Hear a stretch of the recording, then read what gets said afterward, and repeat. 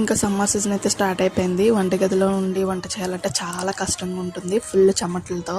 ఇంకా ఉల్లిపాయలు కట్ చేసి కర్రీ అనేటప్పటికి 1 గంట 2 గంటలు పట్టేస్తుంది కదా. సో ఈ సమ్మర్లో ఈజీగా తినాలనిపించే రెసిపీస్ అయితే కొన్ని ఉంటాయి కదా, పప్పుచారు అండ్ మజ్జిగ పులుసు, చారు ఇలాంటివి. సో అటువంటి వాటిలో ఒక రెసిపీ అయితే ఇప్పుడు మీకు చూపించేస్తాను. ఇది వచ్చేసి ఉల్లిపాయ టమాటా చింతపండు చారు. మీరు ఎవరైనా ట్రై చేస్తుంటే కామెంట్ సెక్షన్లో కామెంట్ చేసేసేయండి. ఇంకా మన ఛానల్ని కనుక ఫస్ట్ టైం చూస్తున్నట్టే మేక్ షూర్ టు సబ్స్క్రైబ్. ఇంకా ప్రాసెస్లో వెళ్ళిపోతే కనుక ఫస్ట్ అయితే ఒక టమాటా అండ్ ఒక ఉల్లిపాయ అండ్ కొంచెం చింతపండు తీసుకుని బాగా మెత్తగా మెదిపేసుకోవాలి. దీంట్లోనే తగినన్ని వాటర్ అయితే పోసేసుకోవాలి. ఇంకా వాటర్ ఫిల్ చేసుకున్న తర్వాత దీంట్లోనే కొంచెం సాల్ట్, పసుపు అండ్ కారం టేస్ట్కి తగ్గట్టుగా వేసుకోవాలి. అండ్ చాలామంది అయితే రసం కూడా పౌడర్ యూస్ చేస్తారు, అవేమీ అవసరం లేదు. ఇంకా లాస్ట్లో అయితే కొంచెం బెల్లం ముక్క యాడ్ చేసేసుకుని స్టవ్ మీద పెట్టేసుకోవాలి. ఇవన్నీ వేసి అయితే స్టవ్ మీద పెట్టేసుకుని ఒక 10 మినిట్స్ 15 మినిట్స్ అలా మరిగించాలి. మరుగుతున్నప్పుడే దాంట్లో కొంచెం కొత్తిమీర, కొంచెం కరివేపాకు వేస్తే టేస్ట్ బాగుంటుంది.